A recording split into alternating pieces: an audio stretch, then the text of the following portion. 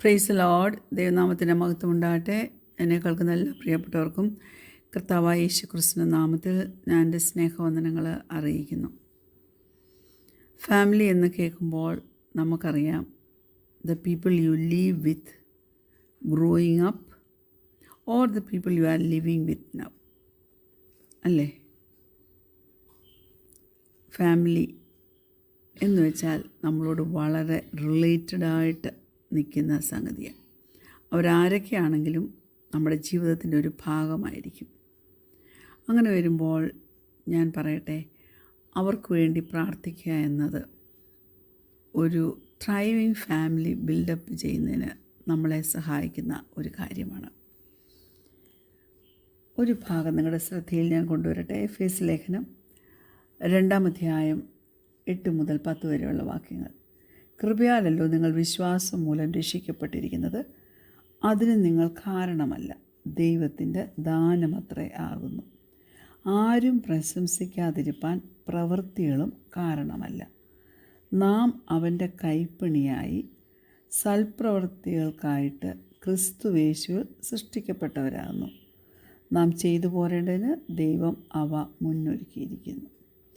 ദൈവമക്കളെ, നാം ദൈവത്തിൻ്റെ കൈപ്പണിയാണ്. ദൈവം നമ്മെ ക്രിസ്തുയേശുവിൽ, ഇൻ ക്രൈസ്റ്റ്, ക്രിസ്തുയേശുവിൽ നമ്മളെ സൃഷ്ടിച്ചിരിക്കുന്നത് സൽപ്രവൃത്തികൾ ചെയ്യാനായിട്ടാണ്. ദൈവം നമുക്ക് തന്നിരിക്കുന്ന രക്ഷ നമ്മൾ നേടിയെടുത്തതല്ല, ദൈവത്തിൻ്റെ ദാനമായിട്ട് നമുക്ക് കിട്ടിയതാണ്. നമ്മുടെ പ്രവൃത്തി കൊണ്ട് നമുക്ക് കിട്ടിയതല്ല, ദൈവം നമുക്ക് ദാനമായിട്ട് തന്നിരിക്കുന്നതാണ്. നമ്മുടെ ക്രിസ്തീയ വിശ്വാസത്തിൻ്റെ ഒരു ഫണ്ടമെൻ്റൽ കമ്പോണൻ്റാണ് പ്രയർ.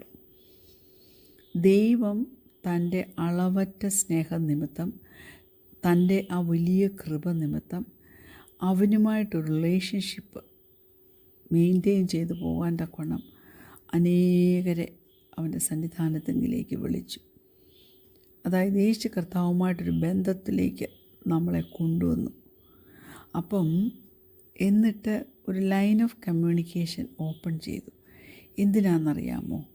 നമ്മൾ ദൈവത്തിൻ്റെ വചനം കേൾക്കണം, അതോടൊപ്പം നമ്മൾ ദൈവത്തോട് സംസാരിക്കണം.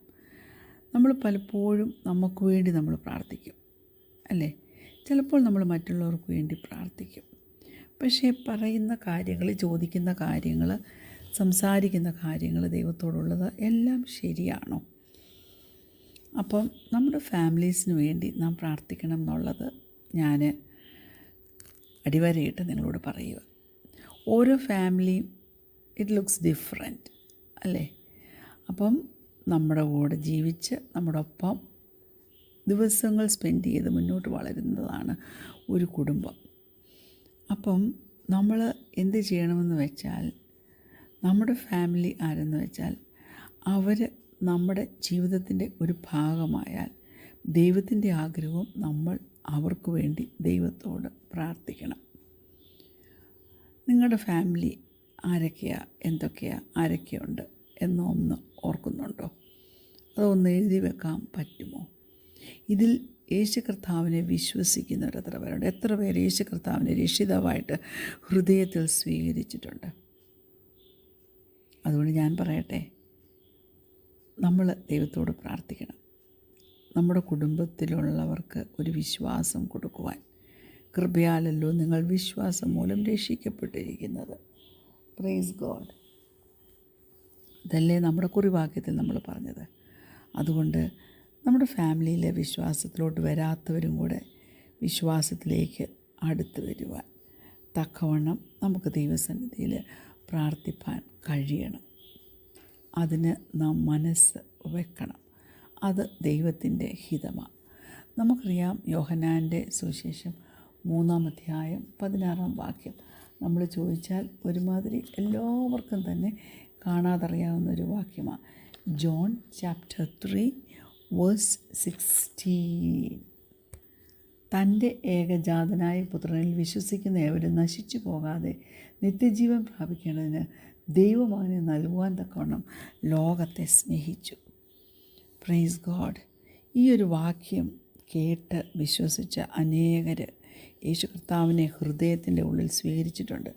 ദൈവത്തിൻ്റെ ആ വലിയ സ്നേഹം ഇങ്ങനെയുള്ളവരെ ചുറ്റി പരിപാലിക്കുന്നുണ്ട്. അവൻ്റെ കരുണയും അവൻ്റെ കൃപയും അവരുടെ എല്ലാ തോൽവിയിൽ നിന്നും ഇരുട്ടിൽ നിന്നും അവരെ പുറത്തു കൊണ്ടുവന്നിട്ടുണ്ട്.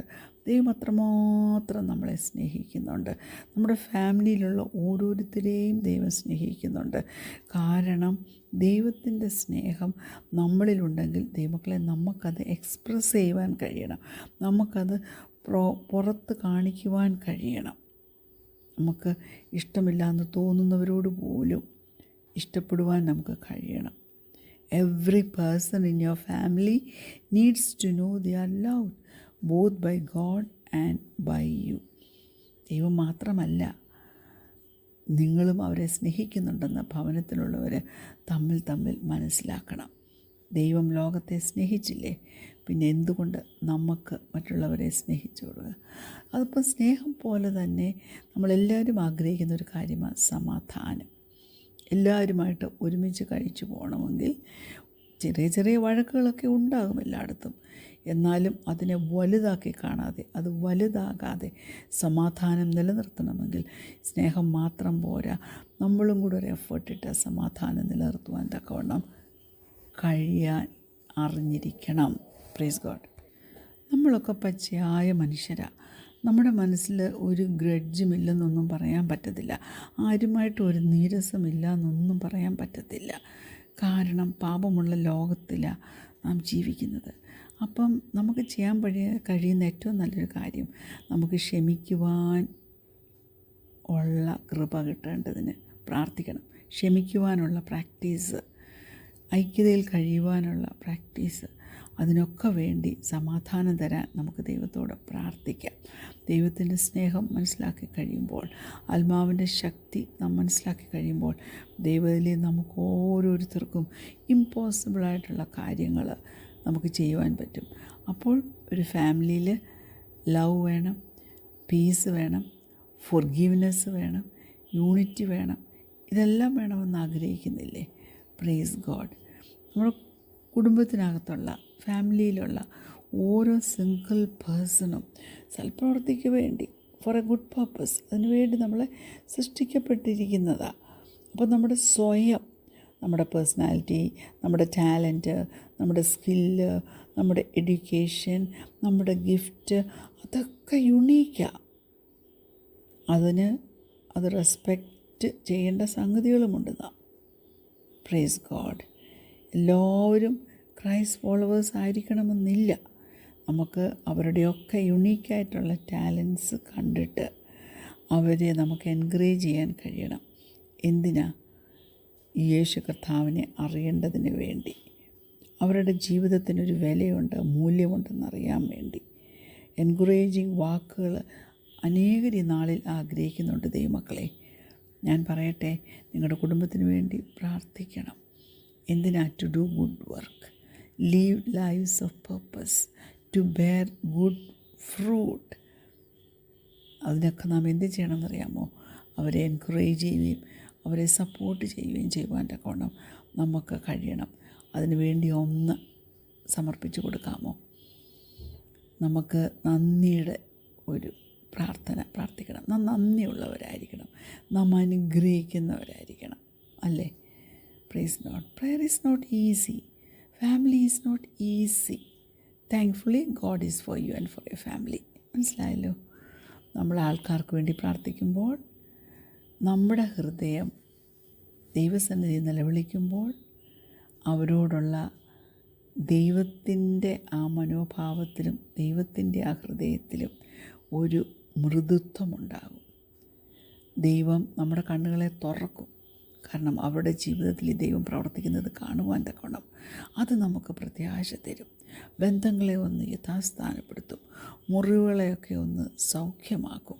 എന്നിട്ട് വീണ്ടെടുക്കപ്പെട്ട ഒരു ഹൃദയം നമുക്ക് തരും. ദൈവമക്കളെ, ഞാനൊരു കാര്യം പറയട്ടെ, നമ്മുടെ കുടുംബത്തോടും നാം നന്ദി ഉള്ളവരായിരിക്കണം. കണ്ണടയ്ക്കാൻ നമുക്ക് പ്രാർത്ഥിക്കാം. കർത്താവേ, ഞങ്ങൾക്ക് നീ തന്നിരിക്കുന്ന കുടുംബത്തിനായിട്ട് ഞങ്ങൾ നിന്നെ സ്തുതിക്കുന്നു. ഓരോരുത്തരെയും കർത്താവേ, നീ സൂക്ഷിക്കുമാറാകണമെന്ന് പ്രാർത്ഥിക്കുന്നു. നീ അവരെയൊക്കെ കർത്താവെ അനുഗ്രഹിക്കുമാറാകണമെന്ന് പ്രാർത്ഥിക്കുന്നു. ചെറുതും വലുതുമായിട്ടുള്ള വിഷയങ്ങൾ ജീവിതത്തിൽ കടന്നു വരുമ്പോൾ പൂർണ്ണമായിട്ട് അവരുടെ സമാധാനത്തിന് വേണ്ടി നിന്നിൽ ആശ്രയിപ്പാൻ തക്കവണ്ണം നീ സഹായിക്കണമേ. നിൻ്റെ ആ ക്രിയേറ്റീവ് ഹാൻഡ് ഓരോ യുണീക്ക് പേഴ്സണിലും കർത്താവെ ഉള്ളത് ഞങ്ങൾ മനസ്സിലാക്കുന്നു. പരിശുദ്ധാത്മാവെ, കുടുംബത്തിലുള്ള ഓരോരുത്തരെയും അവരുടെ പേർപ്പസ് ഈ ലോകത്തിൽ എന്തതാണെന്നുള്ളത് മനസ്സിലാക്കി മുന്നോട്ട് ജീവിപ്പാൻ ആവശ്യമായ കൃപ തരണം. പ്രാർത്ഥന കേട്ടതിനാൽ സ്തോത്രം. യേശുവിൻ്റെ നാമത്തിൽ തന്നെ ആമീൻ. Praise the Lord. God bless you all.